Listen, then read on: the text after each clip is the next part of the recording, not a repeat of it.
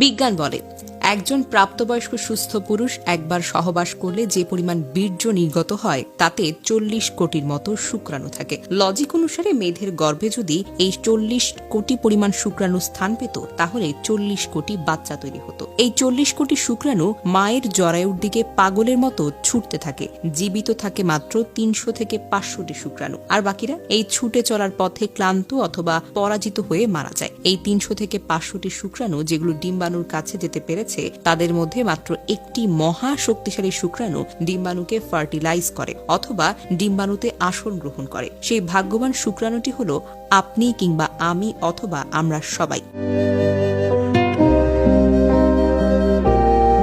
কখনো এই মহাযুদ্ধের কথা আপনার মাথায় এসেছে? আপনি যখন দৌড় দিয়েছেন তখন ছিল না আপনার চোখ, হাত কিংবা পা কিংবা মাথা, তবুও তো আপনি জিতেছেন। আপনি যখন দৌড় দিয়েছেন তখন আপনার ছিল না কোনো সার্টিফিকেট, ছিল না মস্তিষ্ক, তবু আপনি জিতেছেন।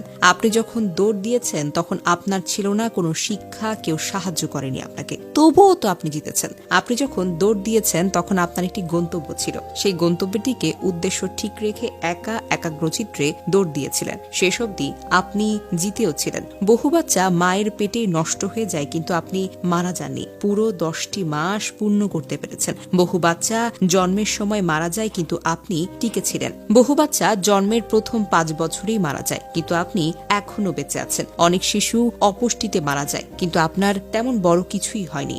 বড় হওয়ার পথে অনেকেই দুনিয়া থেকে বিদায় নিয়েছে কিন্তু আপনি এখনো বেঁচে আছেন। আর আজ আপনি কিছু একটা হলে ঘাবড়ে যান, নিরাশ হয়ে পড়েন। কেন বলুন তো? কেন ভাবছেন আপনি হেরে গেছেন? কেন আপনার আত্মবিশ্বাসটা হারিয়ে ফেলেছেন? কেন আপনার বন্ধু বান্ধব, ভাই বোন, সার্টিফিকেট সবকিছু আছে, হাত পা আছে, শিক্ষা আছে, প্ল্যান করার মস্তিষ্ক আছে, সাহায্য করার মানুষ আছে, তবুও আপনি আশা হারিয়ে ফেলছেন?